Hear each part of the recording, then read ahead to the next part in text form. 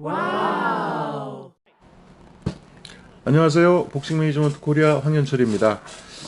지난 그 시간에 미들급 4인방 카를로스 몬존과 마빈 해글러 그리고 버나드 호킨스, 게나디 골로프킨 이렇게 4명의 전설적인 복서들에 대해서 그 얘기를 하다 보니까 한 40분이 넘는 시간이 금방 가버렸고요. 이제 네 선수에 대한 본격적인 그 리그전 가상 대결을 한번 펼쳐보도록 하겠습니다. 역시 임준배 위원님 그리고 이성열 이사님 옆에 같이 계십니다. 네, 안녕하세요. 자, 그러면 이 네 명의 시합을 한번 붙여본다고 해보면 6경기가 나오거든요. 네. 그 중에서 이제 70년대 강자였던 몬존 그리고 그 10년의 딱 뒤를 잇는 그 해글러, 이 두 선수의 그 대결을 한번 그 가상으로 짚어보도록 하겠습니다. 뭐 지난 시간에도 말씀드렸지만 저희가 하는 얘기는 그냥 저희끼리 하는 얘기일 뿐이니까 그 본인 생각과 다르다고 해서 너무 이렇게 감정을 갖지는 말아주시면 좋겠습니다. 자, 임준배 의원님 한번 짚어주시죠. 예, 이 몬존 해글러전은 그동안 아주 수도 없이 많이 그 어떤 매니아들이나 그 복싱 좋아하는 분들한테서 그 있었던 가상 대결 중에 아주 여러 번 논의가 됐던, 그리고 논쟁이 됐던. 2000년대 초반에 그 복싱 사이트, 굉장히 나름 그 어떤 복싱의 조예가 깊은 사람들이 그 많이 왔던 그 사이트에서도 굉장히 여러 번 붙고 항상 논란이 있었던 그런 가상 대결이었습니다. 그래서 대개 보면 아까 그 우리 황 대표님 말씀하신 대로 뭐 자기가 봄날이라고, 되게 좀 연세가 있으신 분들은 뭐 해글러가 몬존이 벽이다. 도저히 뭐 접근도 하기 힘들고 그 라이플 같은 스트레이트 꽂히면 해글러도 별 수 없을 것이다. 뭐 이런 얘기고, 조금 더 젊은 세대는 무슨 소리냐, 그 해글러의 기동력이면 몬존은 뭐 주먹도 제대로 못 내밀 것이다. 뭐 이런 의견이었어요. 그래서 제가 생각할 때는 그 몬존은 일단 그 스펙은, 하드웨어는 대단한 선수였어요. 아마 이 선수는 지금 같았으면 헤비급까지 넘본다고 할 정도의 그런 어떤 그 신장과 관계없이 하여간 굉장히 그 거구 같은 이미지, 장사 같은 이미지였는데, 뭐 각설하고 일단 이거는 뭐 길게 장황하게 설명해봐야 별로 의미는 없고, 제 생각에 몬존과 해글러가 붙으면 일단 초반에는 해글러가 그 몬존의 어떤 그 당당함에 그 약간 좀 주저하겠지만, 중반 이후부터는 그 기동력 있는 공격으로 해서 몬존도 나름대로 그 필살의 라이트를 맞춰보려 하지만 해글러에게 일단 스피드 차가 나고, 결과적으로는 해글러가 그 많은 점수 차로 판정승을 하지 않을까.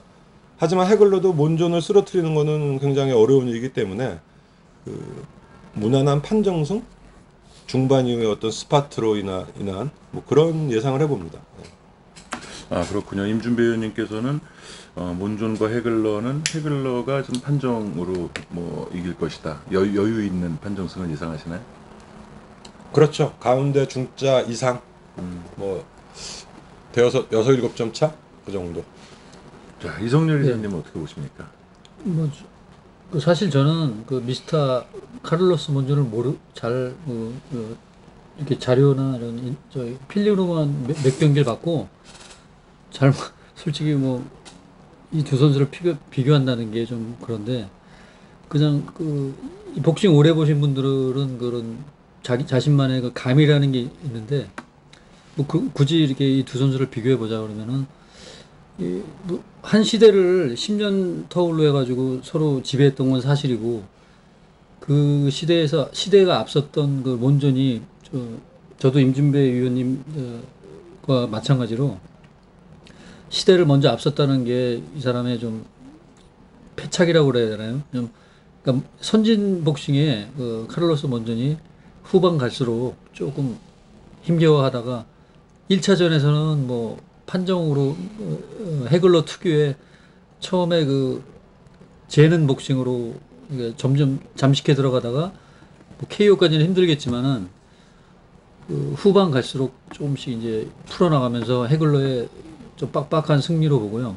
2차전까지 갔다고 그랬을 때는 이미 파악이 다 된 해글러의 5라운드 이내 KO승으로 그렇게 생각하고 있습니다.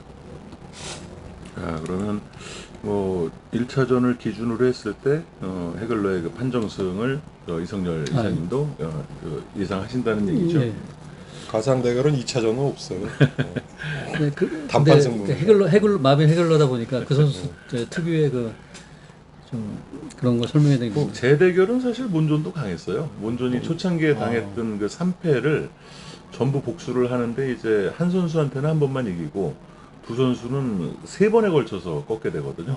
그리고 이제 그뭐 벤베누티와의 경기도 재대결에서는 정말 일축을 해버리고 어떤 재대결의 강자의 이미지는 뭐 몬존도 있지 예, 않나요? 뭐 장크로트 푸티에도 1차전도 케어 시켰지만 좀 고전을 했고 2차전은 판정이었지만 여러 번 다운시키고 원사이드로 이겼고 발데스전만 이제 마지막에 다운을 허용을 뭐 했긴 발데스전은 했는데 뭐 은퇴전이었으니까 그 영화 배우하고 노느라고 뭐 마지막 시합은 거의 뭐 상징적으로 했기 때문에 뭐 진정하게 뭐 전력을 다했다고는 할 수가 없고 다운을 보더라도 그런 주먹을 펀치를 허용하고 그렇게 무릎만 살짝 닿고 벌떡 일어난다는 게 그 해글러의 맷집과 거의 뭐 맞먹을 수 있다는 뭐 있는 그런 굉장히 강한 맷집이 맷집을 좋았고 지금 얘기 나왔으니까 얘기지만 이 발데스 선수가 상당히 강한 선수였는데 그렇죠. 그 몬존이 그 갖고 있던 통합 타이틀을 WBC 쪽을 이제 결정전을 해서 브리스코 이기고 챔피언이 된 후에 방어전에서 아주 강함을 보여가지고 결국은 뭐 몬존을 벽을 넘지는 못했지만 발데스 선수도 몬존이 없었으면 그래도 나름 그랬겠죠. 콜롬비아 국적이지만 미국을 또 주무대로 했기 때문에 굉장히 지금보다 오히려 더 업적을 쌓았지 않았을까 하는 뭐 그런 아쉬움이 남는 선수였죠. 저는 이제 두 선수가 만일 대결을 한다면 정말 터프한 두 선수잖아요. 몬존도 다운 한 번 허용, 뭐 해글러는 롤단전에서 1라운드에 다운을 공식적인 다운이지만 사실상은 뭐 슬립 다운이었고 정식으로 다운을 허용한 적은 없는 그런 맷집의 소유자인데 뭐 15라운드의 경기를 한다 그러면 몬존의 그 정말 그 아까 임준배 위원님께서 얘기해 주신 라이플 같은 그런 그 스트레이트를 아마 허용을 하긴 할 겁니다. 하지만 그 빈도가 많지는 않을 걸로 생각이 되고 그 몬존은 좀 투박하잖아요. 강하지만 투박하고. 그렇죠. 지금 관점으로 보면 굉장히 투박하죠. 그렇죠. 단순하고. 네.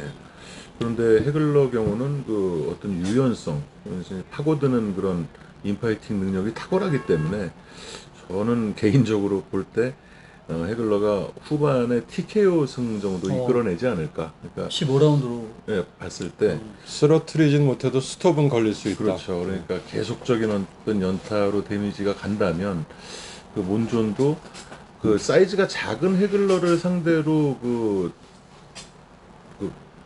굉장히 길게 터지는 스트레이트를 맞추기가 쉽진 않을 것 같아요. 만일 파고든다면 기동력이 또 해글러가 굉장히 기동력이 좋은 선수이기 그렇죠. 때문에 사우스포에 위빙이나 더킹도 그렇고 그렇다면 계속적으로 접근하면서 거리를 좁혀서 해글러가 KO승을 거두지 않을까. 네. 뭐 그렇게 예상을 한번 해봅니다. 제 개인적인 생각이고요. 자, 그러면은 이제 7, 80년대의 제왕을 한번 붙여봤으니까 이제 90년대와 2000년대 초반의 어떤 제왕이었던 호킨스 그리고 또 2010년대를 현재까지 주름 잡고 있는 골로프킨 두 선수의 대결을 한번 가상을 해보겠습니다. 이성열 이사님부터 얘기를 한번 해주시죠. 뭐 제가 이제 해외 생활을 할 때가 이 호킨스의 이제 전성기였던 것 같은데 뭐 거기서도 제가 일요일마다 그 해주는 그런 그 스포츠 바에서 거기서 그 나라도 미국에서 페이퍼뷰 미국에서도 인터넷으로 이렇게 중계를 받아서 필름 그 스포츠 바에서 일요일 오전마다 이렇게 했던 그래서 제가 자주 갔었던 기억이 나는데 그 세계 타이틀 매치는 웬만한 타이틀 매치는 다 봤던 것 같은데 하여튼 홉킨스 경우는 뭐 그렇게 그다지 재밌는 시합을 안 해서 그런지 모르겠는데 뭐 호야라든가 파키아오라든가 메이웨더 그다음에 뭐 트리니다드 네, 그런 시합들은 해주는데 이 홉킨스 시합을 많이 안 해준 것 같아요. 그래서 그냥 매체로만 이렇게 홉킨스 시합은 뭐 그렇게 많이 보지는 않았는데 하여튼 굳이 이제 빨리 설명을 드리자면은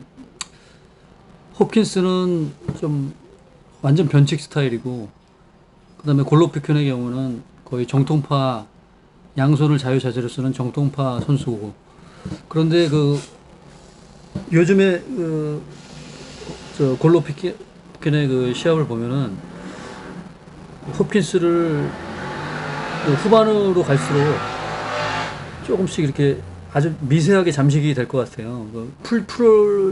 도저히 이 홉킨스를 풀 수는 없을 것 같습니다. 그래서 2대0 내지는 2대1 판정으로 홉킨스가 가져가지 않을까. 호킨스가 그런 느낌입니다. 이기지 않을까. 판정승 예상하신 거죠? 예. 임준배 저 위원님은 어떻게? 자, 이거는 참 그 예상하기가 좀 어려운데요. 홉킨스의 강한 시합을 보면 골로프킨이 지금 우리 이성열 이사님 말씀하신 대로 홉킨스의 판정승도 예상이 되는데, 또 반대로 또 골로프킨의 아주 강했던 시합을 보면 홉킨스도 못 견딜 것 같은 느낌도 들고, 그래서 일단 뭐 가상 대결이라는 건 가장 그 선수의 어떤 최전성기, 또 가장 그 훌륭했던 시합을 갖다 기준으로 하면은 그 홉킨스가 골로프킨의 공격이 막강하긴 하지만 그렇게 쉽게 당할 것 같지는 않습니다. 그래서 상당히 좀 어떻게 보면 좀 질이 멸멸하게 좀 안 풀리게 되는 시합이 될 것 같고, 결국은 저도 이성열 이사님과 마찬가지로 홉킨스가 아주 근소하게 판정승을 하지 않을까, 뭐 이렇게 생각이 됩니다. 아, 그렇군요. 네. 하기는 뭐 홉킨스의 어떤 경기 운영 능력이라면 그 어느 누구도 쉽게 뭐 상대를 하진 못할 것 같아요. 저는 조금 다릅니다. 저는 그 홉킨스의 그 까다로운 그 상대의 접근을 잘 허용하지 않는 그런 부분은 있지만, 골로프킨의 잽이 워낙 그 특출하게 좋고, 또 아마추어의 그 많은 커리어를 바탕으로 내구력 또한 그 겸비가 돼 있기 때문에 골로프킨이 쉽게 경기를 풀어 나가지는 못할 걸로 봐요. 홉킨스의 어떤 그 정말 변칙 스타일, 또 그 뭐 클린치 웍부터 해서 그러니까 상대를 굉장히 그 너버스하게 만들죠. 그렇죠. 짜증나게 만들고. 그러니까 본인도 정타를 잘 맞추진 못하지만 또 정타를 잘 허용하지 않거든요. 네. 그런 부분 때문에 골로프킨이 쉽게 경기를 풀진 못할 걸로 보여요. 하지만 홉킨스가 그렇다고 골로프킨을 쉽게 공략하는 그림은 또 연상이 안 되고, 그래서 저는 골로프킨이 근소차의 판정승을 거두지 않을까, 저는 그렇게 생각을 합니다. 뭐 이견도 있어야죠. 이게 그렇죠. 같이 똑같이 자꾸 나오면 짜고 치는 것 같으니까. 자, 그러면 그 몬존과 헤글러의 대결은 저희 세 명은 전부 헤글러의 승리를, 그다음에 홉킨스와 골로프킨은 홉킨스가 두 사람, 그리고 골로프킨이 한 사람, 그렇게 승리 예상을 했고요. 자, 그럼 70년대 제왕 몬존과 90년대 홉킨스를 한번 붙여보겠습니다. 임준배 위원님. 이 경기는 제가 볼 때는 홉킨스의 그 어떤 교활함이 잘 안 먹힐 것 같아요. 그래서 시합 자체는 굉장히 루즈하게 갈 확률이 많은데, 단순하게 그 홉킨스가 뭐 이러지도 못하고 저러지도 못하고, 그 몬존도 홉킨스의 까다로움을 알기 때문에 뭐 적극성을 띠지는 않을 것 같고, 결국은 어떤 그 하드웨어의 차이라고 할까요? 하면은 뭐 길게 갈수록 서로 뭐 그다지 큰 히트는 없지만 몬존이 근소하게 이길 것 같습니다. 아, 근소하게라는 판정을. 네, 판정승이죠. 네. 지금 이 네 명은 서로가 서로를 쓰러뜨린다는 건 굉장히 어려운, 물론 뭐 복싱은 이변이 있기 때문에 실제 대결은 뭐 가상 예상한 대로 되면 복싱 시합을 왜 보겠습니까? 그러면. 네. 하지만 뭐 전체적인 느낌으로 봤을 때는 좀 지루한 시합이 되고, 뭐 재미는 없겠지만 몬존이 판정승을 하지 않을까, 뭐 이렇게 생각이 됩니다. 네. 말씀하시죠. 그 미스터 카를로 몬존과 이제 홉킨스의 대결이면은 굉장히 두 세대를 뛰어넘는 그런 차이의 이제 시합인데, 몬존의 그 강함을 제가 여기 사실 이 녹음 전에 임준비 의원님께 잠시 좀 사살을 받았는데요. 그 몬존 정도의 그런 시대를 지배했던 그런 능력이라면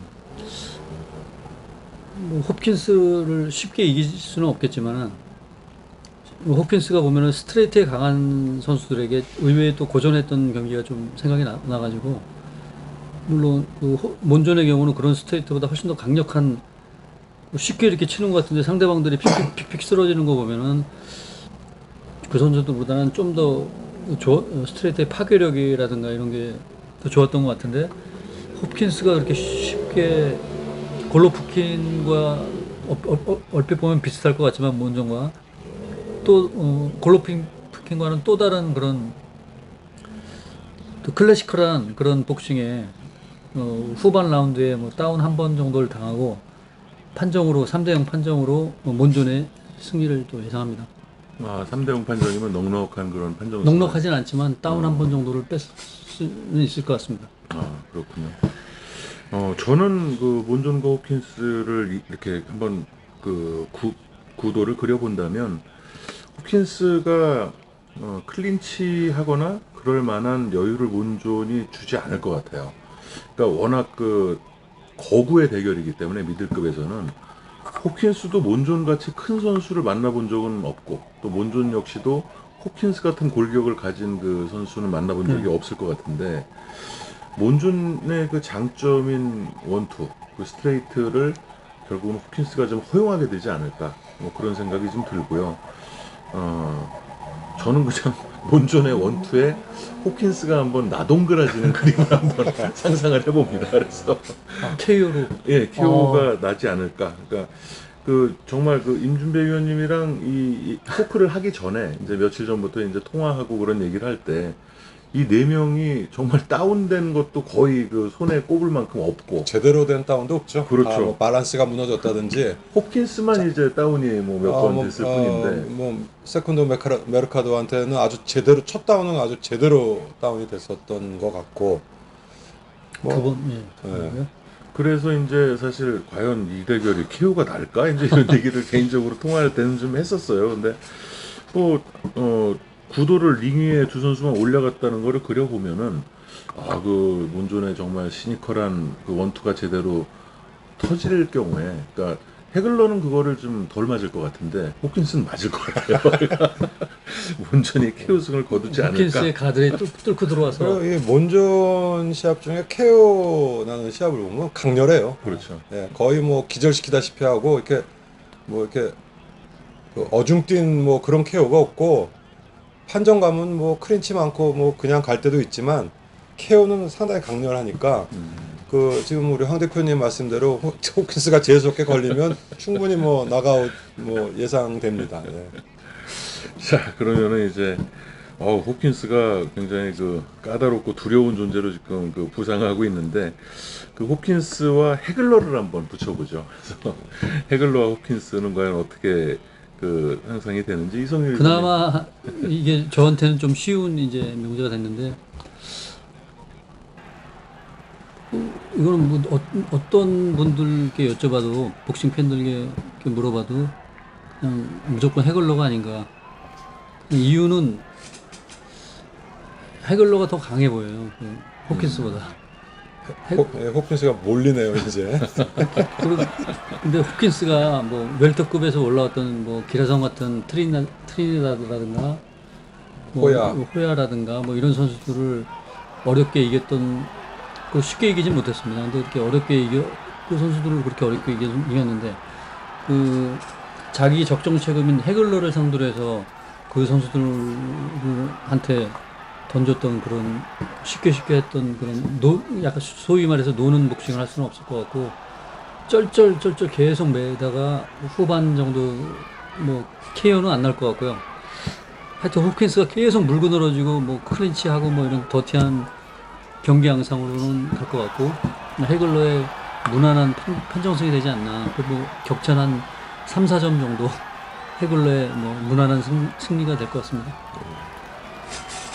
저는 이 경기는 헤글러가 호킨스의 그런 어떤 더티 플레이를 놔둘 것 같지가 않아요. 뭐 붙잡게 만들 것 같지도 않고 헤글러의 공격력이면 종반 경기 후반쯤에 호킨스를 쓰러뜨리지 않을까 뭐 그런 예상을 해봅니다. 헤글러의 KO승을 예상하시는군요. 저는 글쎄요, 저도 뭐 80년대가 제게는 가장 강렬했던 시기라 그런지 일단은 헤글러 호킨스 그러면 그 네임밸류부터 좀 차이가 나는 것 같고요. 그 호킨스가 일단은 뭐 까다로운 경기 운영을 하지만 그 펀치의 어떤 정확성이라든가 그런 그 미세한 부분에서는 결정력이 좀 해글러에 비해서는 많이 떨어지지 않을까. 저 역시도 해글러와 호킨스가 붙는다면, 물론 해글러가 초반에는 호킨스의 그 압도적인 체력, 또 체격 조건, 그런 그 또 경기 운영 그런 것 때문에 실마리를 어렵게 풀어갈 걸로는 예상이 됩니다. 하지만 후반이 된다면 그 충분히 호킨스를 쉽게 공략할 수 있지 않을까라는 생각이 들어서. 해글러가 헌즈를 쓰러뜨릴 때를 상상을 하면 되죠. 그렇죠. 예, 그래서 뭐 저도 체격의 차이라는 거는 어떻게 보면 해글러한테는 무의미할 수가 있는 거기 때문에 오벨메이아스도 얼마나 당당한 체격입니까? 그렇죠. 하지만 그 결국은 체격이 큰 선수들을 해글러가 그 굉장히 잘 무너뜨리는 것 같아요. 그것도 팔이 길어서 스타일 자체가 또 적정하게 거기 그 맞춰져 있는 스타일 같고. 오히려 그 비토 안투페르모 같이 작은 차돌 선수한테 같은 조금 어떻게 보면 좀 듀란이나. 듀란이라든지 오히려 작은 선수한테는 뭐 좀 대처가 좀 미흡한데 자기보다 큰 선수는 그 살인 본능이 있어서 그런지 더 죽여놓는 뭐 그런 경향이 좀 있었죠. 그래서 저 역시도 이 경기는 해글러의 KO를 예상을 합니다. 자, 그러면 그 시대를 정말 거슬러 가야 되는데 그 70년대 몬존과 2010년대 골로프킨을 한번 그 가상으로 붙여보겠습니다. 이성열 이사님. 근데 이 시합은 의외로 그러니까 양 선수 다 그 비슷한 골격에 비슷한 스타일의 복싱을 구사하는 이제 스트라이커들인데 이 선수들이 붙을 경우에는 현대 복싱의 그 연습량과 연습 체계, 뭐 어떤 음식, 뭐 이런 모든 그 업그레이드 두 세대를 3세대를 업그레이드된 그 골로프킨의 뭐 미세한 판정승으로 저는 그렇게 짧게 말씀드리겠습니다. 골로프킨의 판정승. 예. 자, 이건 임준배 의원님의 대답이 좀 기대가 됩니다. 이거는 뭐 저 마음으로는 뭐 몬존의 승리를 기대하지만 그 지금 이성열 이사님도 말씀하셨지만 어떤 공격력의 차이라고 할까요? 그래서 결코 골로프킨이 몬존을 압도하지는 못합니다. 압도하지는 못하지만 끊임없이 괴롭힐 것 같아요. 끊임없이 괴롭히고 끊임없이 몰고 다니고 뭐 잠깐 그 골로프킨이 페이스를 늦춰도 그 몬존으로서는 골로프킨을 잡기는 쉽지 않을 것 같고 뭐 그렇게 따지면은 그 무난한 골로프킨의 판정승 정도가 될 것 같습니다. 그렇군요.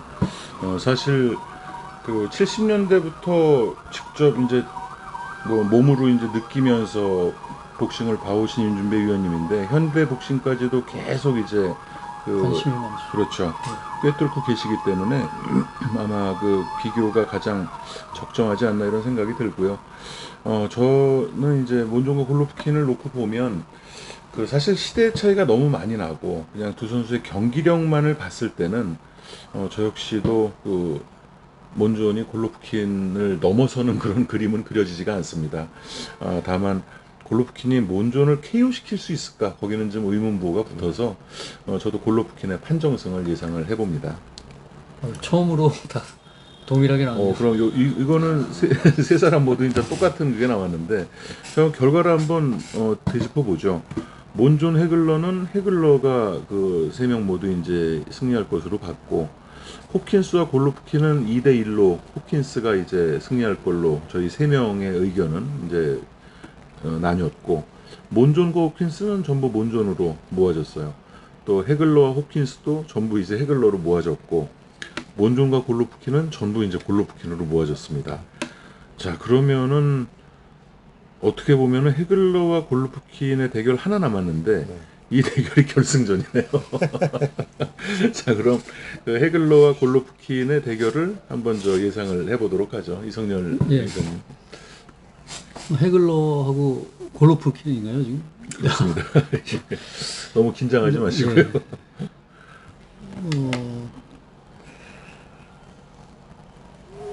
골로프킨의 그 왼손 바디샷이 해글러에게 얼마나 먹혀 들어가느냐가 이 시합의 관건이 될 것 같은데 뭐 얼굴을 때려서는 절대로 뭐 포인트라든가 뭐 다운은커녕 포인트도 얻기 힘든 그 골로프킨의 그런 그 상황이고, 해글러 같은 경우는 끊임없는 압박으로 인해서 왼손잡이의 그 끊임없는 압박으로 인해서 상대를 서서히 침몰시키는 그런 재능 복싱의 달인인 그 해글러의 그 스타일과 그 정통 복싱의 그 골로프킨, 아마추어와 프로를 섞어난 그 정통 복싱의 대결인데, 이뭐 오른손과 왼손잡이의 대결이라고 할 수 있고요. 뭐 많은 선수들이 그랬듯이 실력이 비슷하거나 같은 그런 경우에는 그 왼손잡이가 다소 오른손 훨씬 더 희소성이 있기 때문에 오른손잡이가 결코 왼손잡이를 결코 쉽게 이길 수는 없습니다. 그래서 KO는 조금 힘들 것 같고요. 그냥 해글러의 판정승으로. 근데 혹시나 골로프킨의 그 살인 바디샷이 그 해글러의 바디가 지금 검증이 안 됐기 때문에 혹시 들어갔을 때 이변이 생길 수 있겠지만은 그렇지 않은 이상은 해글러의 판정이 되지 않을까 그렇게 생각합니다. 해글러의 판정승을 예상을 하셨고요. 임준배 의원님 어떠십니까? 그 골로프킨이 전성기 때도 보면은 그 완벽한 선수 같지만 사실 보면은 디펜스에 약간 문제가 있긴 있어요. 그리고 최전성기 때는 오히려 상대방의 펀치를 맞아서 가늠도 해보는 그런 장면도 있었고, 이 두 선수의 대결은 제 생각에는 의외로 쉽게 승부가 날 수도 있을 것 같아요. 그래서 골로프킨이 물론 그동안 뭐 대단한 그 실적을 보였지만 어떤 상대의 질이라든지 어떤 네임밸류가 있는 선수와의 시합 같은 거를 갖다가 되돌아보면은 뭐 물론 터무니없이 강함을 많이 보이기도 했지만, 뭐 예를 들면 아까도 얘기했던 켈브룩 같은 선수라든지, 사실 켈브룩과의 시합은 뭐 세택이라기보다는 어떤 최전성기의 끝이었는데 그 맘대로 요리를 못 하더라고요. 그런데 켈브룩이나 이런 선수가 뭐 해글러와 비교 대상도 제가 보기에는 안 되는 것 같고, 해글러의 그 공격을 골로프킨이 경기 후반으로 가서 견디질 못할 것 같아요. 그래서 경기 초반에는 상당히 팽팽하게 진행이 되겠지만 점차 라운드가 갈수록 그 해글러 공격 빈도가 잦아지면서 뭐 쓰러지진 않더라도 스톱 걸릴 확률이 지금의 어떤 그 복싱 룰로 볼 때는 해글러의 그 연타에 그 왕성한 공격력에 골로프킨이 경기 후반에 스톱될 것 같은 뭐 그런 결과를 예상해 봅니다. 해글러의 TKO를 예상하시는군요. 11라운드 TKO. 저는 의외로 이 경기가 해글러와 골로프킨 그러면 좀 쉽게 그 연상이 됩니다. 그러니까 골로프킨이 그 다니엘 제이콥스에게 다운을 뺐을 때까지는 일방적이었는데 그 다운을 빼앗고 나서 경기가 끝날 때까지 보여준 모습은 좀 의아했거든요. 그리고 이제 사울 알바레스와 두 번의 경기는 물론 1차전은 그 좀 아쉬운 판정이었고 2차전도 박빙의 시합, 하지만 정말 그 좋은 승부였는데 알바레스 좀 단단한 알바레스가 해글러이지 않을까. 머리 빡빡 깎고 까맣고 그 정도 체격 조건을 가진, 그렇죠. 더 공격력은 왕성하고 결정력이 있는. 그래서 골로프킨 경우에도 그 최전성기를 가늠해 본다고 하더라도 아마 해글러가 강하게 밀고 나온다고 해서 뒷걸음질 칠 선수는 아니고 계속적으로 맞불을 놓을 거예요. 그럼 해글러 역시도 그 똑같은 그 타입이고, 해글러도 뭐 헌즈나 롤단 시합 보면 마다하질 않죠. 그렇죠. 그 어떤 그 유연성 부분이라든가 그런 그 내구력은 두 선수가 물론 비슷하지만 매 장사는 없잖아요. 그래서 저는 좀 손쉽게 이 그림이 그려지는데 제 개인 생각일 뿐입니다. 그래서 골로프킨이 그 KO패를 맛보지 않을까. 그 정면 대결을 택하다가 아마 그렇게 되지 않을까라는 생각을 하는데, 지금도 생각해 보면 해글러를 이길 수 있는 방법은 레나드가 썼던 작전 뭐 그런 작전 아니면은 사실 맞불 작전 나가지고 해글러를 이긴다는 거는 참 어려운 일일 것 같아요. 그렇죠. 아무래도 그래서 요즘 그 복싱 팬들이 들으면 뭐 실망을 하고 뭐 심하게는 욕을 할 수도 있겠지만 저는 골로프킨이 좀 안 되지 않을까 그렇게 생각을 해봅니다. 그래서 뭐 막상 끝나고 나니까 좀 허무하네요. 별 적이 없네요. 예. 근데 압도적이네요. 헤글러가 몬존에게도 모두 승리, 또 호킨스에게도 전부 승리, 골로프킨에게도 물론 이제 표본은 저희 세 명밖에 없지만 네.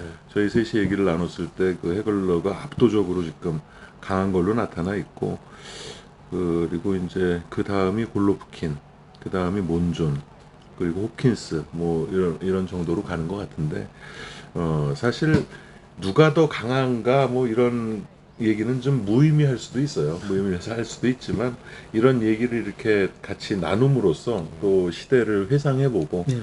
한번 이제 이런저런 생각도 해보는 그런 계기가 되면 좋겠습니다. 가상 대결이라는 거는 일단은 실력도 실력이지만 처음에 언급한 것처럼 어쨌든 그 당대를 그 다 누렸던 미들급의 최강자들인데 결국은 상성인 것 같아요. 지금 그렇죠. 그 가상 대결도 어떤 상성을 놓고 봤을 때로 예상을 한번 해보는 거니까. 그래서 아마 뭐 지금 이 의견을 뭐 엄청나게 틀리실 겁니다. 아마 듣는 분들은 틀리실 건데 또 맞는 부분도 있을 수 있고 하니까. 그래서 이게 아까도 얘기한 대로 자기 연령대, 자기 세대에 따라서 그 의견이 극명하게 나뉠 수도 있고, 저보다 더 위 분들은 아이고 뭐 골로프킨이고 헤글러고 몬존한테는 안 된다 그러는 분도 계실 거고, 그 지금 뭐 옛날부터 또 논란이 됐던 게 타이슨이 과연 헤비급에서 어디 위치에 차지하느냐.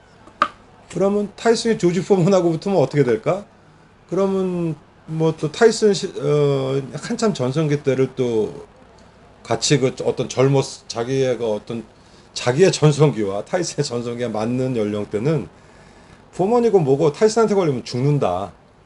그리고 또 좀 올드하거나 그런 분들은 무슨 소리냐, 타이슨이 뭐 최전성기라도 토니 터커나 제임스 스미스한테 옮기는 거 봐라, 포먼은 그거보다 더하다, 포먼한테 걸리면 죽는다. 그래서 다 의견은 틀린 거기 때문에 항상 가상 대결은, 그리고 뭐 가상 대결이라는 게 그 어느 정도 그 항상 거론되는 선수들이 있잖아요. 항상 보면은 의견이 뭐 중구난방 나오는 거니까. 그러면 그러니까 가상 대결을 하는 이유는 결론을 짓기 위해서 하는 게 아니라 화두를 던지기 위해서 하는 뭐 겁니다. 화두도 화두고 그 시대 그 선수를 한번 다시 한번 되새겨 보는 거죠. 회상해 보고, 사실 뭐 요즘에 몬존을 다시 한번 생각해 보고 몬존에 대해서 얘기하는 기회는 뭐 많지가 않으니까요. 그렇죠. 네. 자, 어쨌든 뭐 예, 말씀하시죠. 네, 오늘 뭐 저는 굉장히 뜻깊었던 그런 토크였던 것 같습니다. 스스로 얘기하고 자기가 뜻깊었다 그러면 뭐 아니 몬존 누가 들으면 그거 뭐 어떻게 해석을 해야 되나 그거. 미스터 카를로스 몬존을 제가 뭐 거의 모르던 상태에서 오늘 많이 좀 그 선수에 대해서 알게 돼서 너무 뜻깊었습니다. 이게 우리 세대는 사실 뭐 동영상이라든지 인터넷도 발전이 안 되고 TV 중계나 이런 것도 국한됐고 유튜브도 없었기 때문에 그런 시대에서 어떻게 이렇게 70년대 몬존 시합을 다 이렇게 섭렵할 수 있었어요? 다 뭐 후회 본 것도 있고 한데, 어쨌든 그 당시에는 그 나폴레스라든지 70년대 몬존, 루벤 오리바레스, 그 당시에 사진은 굉장히 강렬했어요. 모든 것이. 오리바레스는 저는 정말 사람이 아닌 줄 알았어요, 처음에. 근데 조금 지난 후에 막상 시합을 보니까 아, 이게 저렇게 연타로 치고 또 치고 하는 스타일이구나 하는 거를 느꼈는데, 사진으로 보면은 뭐 스타일이고 뭐고 간에 그 전적과 사진으로 놓고 보면 사람이 아닌 것 같은 생각. 뭐 나폴레스도 마찬가지였고 몬존도 뭐 그런 류에 속했죠. 네. 사실 그리고 7, 80년대만 해도 지금이야 이제 채널도 많아졌고 스포츠도 워낙 다양해졌기 때문에 공중파 TV에서 해외 스포츠 중계를 뭐 지금은 EPL 축구라든지 뭐 골프 뭐 이런 걸 주로 해주는데 메이저리그는 물론 이제 스포츠 채널에서 계속 해주고 MBC에서도 또 해주지 않습니까?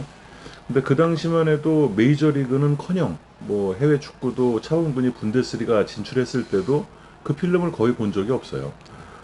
가장 인기 있었던 스포츠가 그때 복싱이었고, 해외 복싱은 정말 중계를 많이 해줬잖아요. 많이 한 편이죠. 그렇죠. 7, 80년대에는 또 세계 타이틀이 지금처럼 이렇게 많이 양산되지도 않았을 때였기 때문에 정말 많은 시합을 그 TV를 통해서 안방에서 복싱 팬들이 즐길 수 있었던 시기였어요. 그리고 국내에도 워낙 또 특출한 선수들이 많았고 이 선수들과 해외 선수들을 비교하면서 그 상상을 해봤던 그런 즐거운 시대였기 때문에 아무리 70, 80년대 유튜브도 없었고 인터넷도 없었던 시대지만 복싱을 접할 수 있는 기회는 의외로 또 많았습니다. 예, 그리고 아이러니컬한 거는 요즘은 오히려 일본의 세계 챔피언십을 볼 기회가 적어졌어요. 뭐 그렇죠. 유튜브나 이런 쪽도 워낙 그네들은 그 저작권 관계를 굉장히 엄격하게 하기 때문에 일본의 현역 세계 챔피언들 시합을 그 가까운 시일 내에 보기가 상당히 뭐 자기가 공을 들이지 않으면 못 보는데 그 당시에는 아까도 처음에 언급한 것처럼 시바다라든지 와지마, 구시켄, 가스이시마츠 시합을 항상 해줬으니까. 예. 그래서 와지마 고이치 시합은 뭐 알바라도 시합 1, 2차전이라든지 그 외에 뭐 미쿠엘 데 올리베라 1, 2차전 전부 다 MBC에서 해줬고 시바다 구니아키 시합도 뭐 모라노스 시합부터 해서 뭐 여러 시합을 해줬기 때문에 오히려 일본의 그 당시에 그 커런트 챔피언들의 시합은 오히려 지금보다 보기가 편했죠. 공중파로. 네. 뭐 사라테 사무라부터 해서 뭐 그런 시절이 있었네요. 그러면 70년대 후반만 해도 정말 중계가 그리고 아니었습니다. 저 어렸을 때 그 AFKN이라고 미국 방송이 있었어요. 그렇죠. 거기서 토요일이면은 항상 그 올림픽 어토트리움 그 매치를 해줘가지고 저 어렸을 때 데니 로페즈, 루벤 오리바레스, 보비 차콘 이런 선수 시합 쉽게 봤어요. 저도 그 2번에서 이제 토요일에 학교 끝나고 오전 수업이었으니까 오면은 항상 틀면은 하이메 가르사라든지 거기서 시합 정말 많이 하고 했었어요. 시대가 좀 틀리네. 우리는 우리 때 토요일 보면 소울 트레인 하고 그렇죠. 뭐 그거 끝나면 데니 로페 그 나중에 보니까 데니 로페즈고 보비 차콘이고 루벤 오리바레스. 저는 AFKN 그를 틀었을 때 깜짝 놀랐던 거는 카마초하고 루이스 라미레스 시합을 하길래 굉장히 그 시합 때 그때가 AF의 말년이었을 때예요. 그러고 2000년대 초반에 이제 케이블 TV가 나오면서 그 홍콩권이던가 중화권 어떤 그 스포츠 방송을 하는 채널이 있었는데 거기서도 군투샷 많이 했거든요. 뭐 그 제시 베나비데스라든지 케빈 켈리 시합 거기서도 꽤 많이 봤었어요. 근데 지금은 어떻게 보면 역으로 오히려 그 90년대네요. 그렇죠. 그래서 로이 존스, 에릭 루카스 시합도 전 거기서 봤어요. 그 방송. 스타 TV라고 그러던가요? 그렇죠, 예. 스타 TV. 거기서 굉장히 많이 했거든요. 그래서 오히려 이런 대중 매체 물론 지금 뭐 유튜브나 뭐 온라인상으로 뭐 시합을 많이 보지만 큰 화면으로 텔레비로 볼 수 있는 건 오히려 그때가 더 기회가 많았던 것 같은 그런 역이었고 아까 뭐 얘기가 나와서 좀 시간 남아서 얘기하지만 메이웨더 파키아오 시합은 정말 오랜만에 공중파에서 했는데 시합은 내용이 생각이 안 나고 샤와 선전인가? 그 맥콜이었죠. 맥콜 선전인가? 뭐 선전만 나중에 했던 뭐 그런 김수미 씨가 이제 그것 때문에 다시 스타덤에 오른. 아니 그래서 그 시합은 우리 회사에 정말 복싱에 관심 없는 여직원들 또 뭐 남자 직원들 뭐 복싱 야구나 보는 애들도 도대체 뭘 어떻게 하게 저런 돈을 받고 싸우나 해서 봤는데 정말 아무것도 볼 거 없었다고 뭐 그래서 정말 아쉬워요. 그 시합이 복싱의 어떤 원초적인 매력을 좀 어필을 할 수 있었다면 아마 그 시합을 계기로 국내에서도 굉장히 많은 복싱 팬들이 다시 또 돌아오고 또 새로 생겨났을 텐데 그 신세대가 복싱에 관심을 가졌던 거의 유일한 이벤트 같아요. 그때 2015년도 그러니까 파키아오가 뭐 마르케스와의 시합이라든지 마르코 안토니오 바레라와의 시합 같은 시합을 중계해 줬으면 아 권투가 굉장히 재밌는 스포츠구나 했을 텐데 아니면 얼마 전에 했던 맥그리거하고 메이웨더 시합은 그거는 메이웨더 맥그리거는 이벤트라고. 그거는 해야죠. 저는 그냥 쇼라고 생각을 하고 뭐 정말 복싱을 좋아하는 사람들은 뭐 어떤 흥미거리로밖에 볼 수가 없어요. 그러니까 정말 어떤 그 경기이길래 뭐 1조가 왔다 갔다 하는 그 두 선수가 시합하는데 그런 막대한 돈이 움직이나라는 관심 때문에 대다수 국민들이 관심을 가졌거든요. 10%가 넘는 시청률이 나왔으니까. 네이버 실검에도 많이 올랐던 그러니까 이게 우리나라에서 복싱 중계를 기획을 할 때 복싱을 좀 아는 분이 카드를 보고 야 요거는 재밌는 시합이 되겠다는 그런 시합을 좀 골랐으면 좋을 텐데 거기 가장 네임 밸류만 보고 하다 보니까 그 어떤 도화선이 파키아오 메이웨더가 될 수 있었어요. 그 전에도 그 시합이 재미있었다면 지금 임준배 의원님이 말씀하신 대로 복싱 괜찮아 하고 아마 전문 인력을 편성해서 그런 시합을 끄집어내고 중계권을 사왔을 겁니다. 근데 그 시합에서 보여준 게 너무 없다 보니까 아니 그리고 그냥 일회성 이벤트로 끝나고 말았어요. 그 시합 전에도 복싱 시합 빅매치를 가끔 했었죠. 했는데 항상 끝나고 나면 그 다음날 보면 소문난 잔치 먹을 거 없었다는 소리만 맨날 나오는 시합만 공교롭게도 많이 중계를 했던 거예요. 아니요, 근데 중계를 공중파에서 안 했어요. 아까 스포츠 방송에서. 예, 파키아오 시합이라든지 메이웨더 시합을 케이블 TV에서 했었지. 그렇죠. 그러다 보니까 이제 스포츠 팬들, 복싱 팬들은 그 경기를 봤지만 일반 대중들이 접할 기회는 없었거든요. 근데 정말 오랜만에 공중파에서 중계한 그 이벤트가 상당히 지금 결과가 아쉬워하고 계시는 그냥 그러니까 황교안님.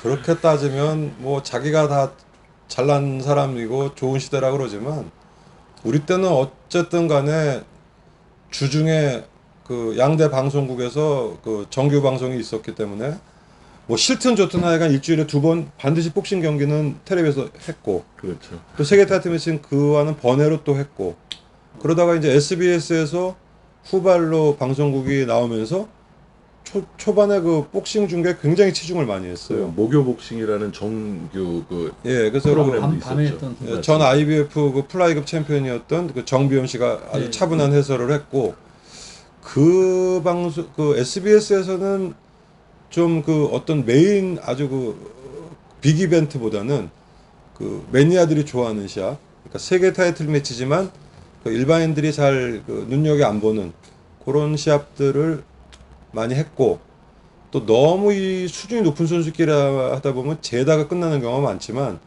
뭐 별로 잃을 것도 없고 가질 것도 없는 선수끼리 그 아주 치고받는 그 세계적인 레벨에 치고받는 경기를 많이 했었죠. 그렇죠. 혹시 황 대표님이 그 늘 말씀하시던 명승부 중에 그 박정호 선수하고 박정호 장정배? 아니 저 조용배 네, 선수. 조용배 조용배? 선수의 동해탈 매치도 그 목요 복싱에서 봤던 기억이 납니다.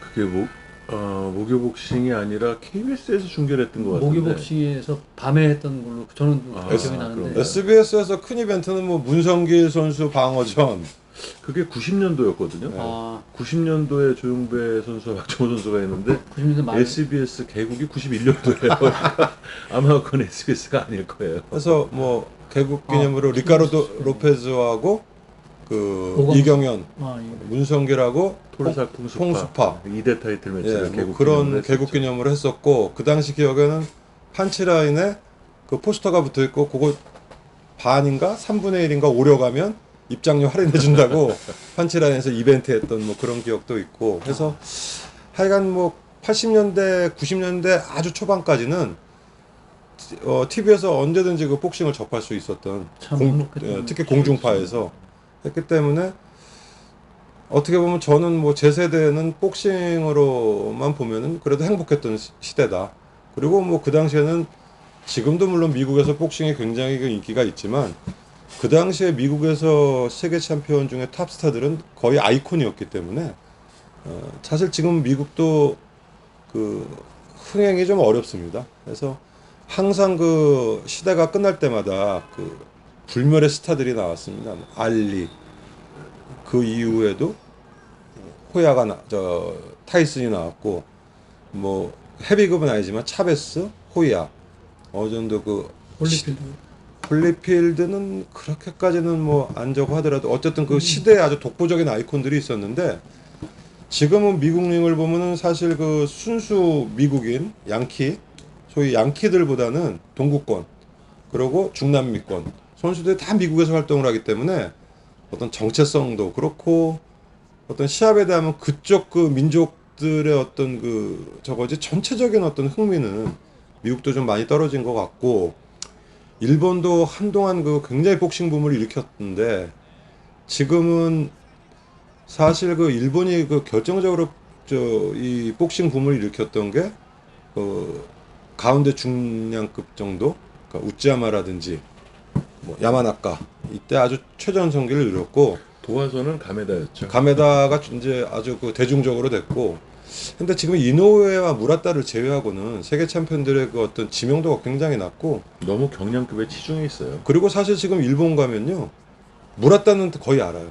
워낙 그 방송도 많이 했다. 이노우에도 긴가민가 하고 그 외에 뭐 지금 이오카도 그렇게 뭐 도쿄 보면 모르는 사람 일반인들은 많고 모르죠. 예.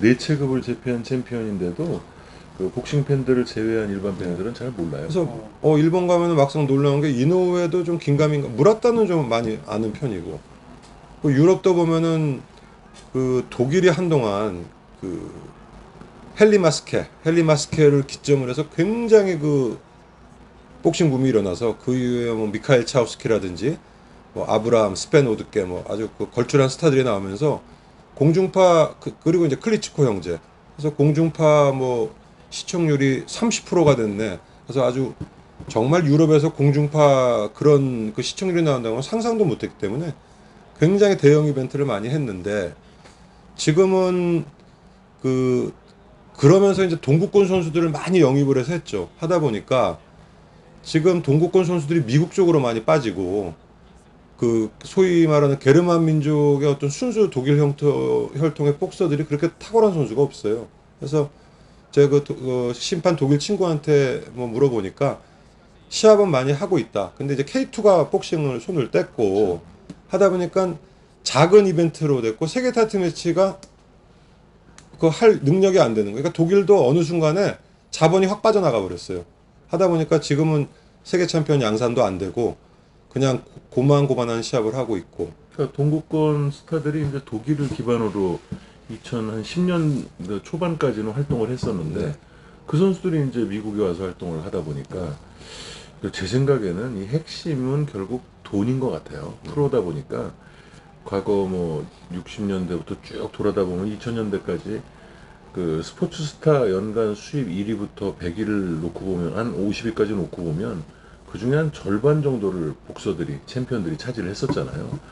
근데 이제 메이저리그나 이런 그 뭐 NFL이나 그 미식축구 이런 규모 또 농구 뭐 이런 규모가 커지면서 연봉이 정말 기하급수적으로 수직 상승을 해버리고 골프도 그렇고 그러니까 복싱보다 더 많은 돈을 버는 종목들이 계속 생겨나다 보니까 복싱이 추월을 당했어요.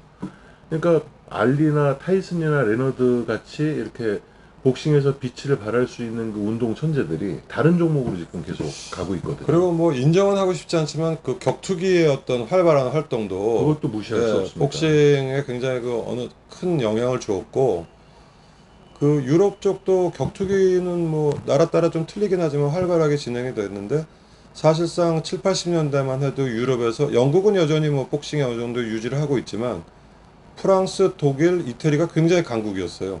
근데 이태리도 지금 이태리 친구한테 얘기 들어보면 시합은 하는데 거의 뭐 지역 시합 정도 뭐 이렇게 되고 유럽도 많이 지금 쇠퇴가 돼 있고 중남미도 여러분 아시다시피 뭐 70년대는 걸출한 스타들이 많았고 근데 그거는 이제 중남미의 어떤 그 나라 사정이 경제적으로도 지금 중남미 나라들이 다 어려운 맞습니다. 상태가 되다 보니까 싹수가 보이는 선수들은 미국으로 진출을 하고 했기 때문에 사실 콜롬비아나 페르토리코, 베네수엘라 뭐 이쪽이 굉장히 강국이었고 세계 타이틀 매치도 옛날에 많이 했었는데 거의 지금 뭐 그 콜롬비아, 베네수엘라 특히 뭐 베네수엘라 같은데 지금 나라 꼴이 아니니까 그렇기 때문에 그런 쪽에서도 없고 그래서 지금 사실 보면은 저희 WBC도 보면은 옛날에는 뭐 이태리도 가고 호주도 가고 뭐 남미도 가고 배정을 그렇게 받았었는데 요즘은 그 세계 챔피언이 딱 국한이 돼 있어요.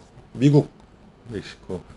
가끔 캐나다, 영국, 멕시코, 일본. 일본도 지금은 없잖아요. 예, 거의 WBC 는. 없고 한명 태국도 있죠, 켄시로. 태국도 지금 가보면 옛날에 비해서 새가 많이 죽었어요. 그래서 원래 뭐 복싱이 태국에서는 지속적으로 인기가 있는 시합이긴 한데 관중 동원도 그렇고 그 어떤 선수의 그 어떤 퀄리티도 많이 옛날보다는 못한 것 같고 했기 때문에 그나마 이제 필리핀이 파키아오 영향으로 해서 굉장히 활성화되는데 필리핀이 그렇게 자본이 또 뭐 그렇죠. 충분하지 않으니까 큰 빅매치는 못하고 그래서 지금 뭐 세계적으로 보면은 세계적인 프로모터들은 마카오를 좀 노리고 좀 몇 번 시도를 했는데 아직까지는 조금 시기상조인 것 같고 뭐 긍정적으로 보면 중국이 굉장히 큰 마켓으로 떠올리긴 하는데 뭐 인프라 구축하고 어느 정도 그 자리를 잡으려면 한 10년은 더 가야 될 것 같은데 아무튼 뭐 중국이 지금 이제 서서히 세계 챔피언도 나오고 곧 아마 라이트 헤비급도 그 지명 도전으로 그 중국 선수 이름이 뭐죠? IBF 타이틀 도전을 지명 도전하는데 뭐 그래서 중국이 좀 이제 떠오르고 있고 말레이시아도 최근에 복싱을 시작했고 해서 제 생각에는 카자흐스탄, 우즈베키스탄 같은 그런 나라가 경제적으로 좀 더 그 부국이 돼가지고 자체적으로 프로모팅을 하고 하면은 중앙아시아를 좀 중앙아시아 쪽에서 좀 복싱이 좀 더 활성화되지 않을까 뭐 그런 생각을 합니다. 얘기를 하다 보니까 이제 뭐 다른 여러 가지 이제 그 얘기로 이어지면서 시간이 좀 길게 끌어졌습니다. 어쨌든 그 지난 시간에 이제 미들급 4인방에 대해서 얘기를 했고 오늘 그 네 선수의 가상 대결을 통해서 이런저런 얘기를 한번 나눠봤어요. 모쪼록 재밌는 시간이 되셨기를 바라면서 다음에는 저희 가상 대결 결과에 대해서는 너무 이렇게 마음을 두지 않으시고 그냥 각자의- 재밌게 들으시면 좋겠습니다. 다음에는 어떤 체급을 한번 해볼까요? 뭐 할 얘기는 많은 것 같은데 뭐 저희 올라오는 이제 댓글도 한번 그 같이 이제 참조를 해서 결정을 한번 해보도록 하죠. 우리 어렸을 때 우리 젊었을 때 한참 맨날 나오는 게 듀란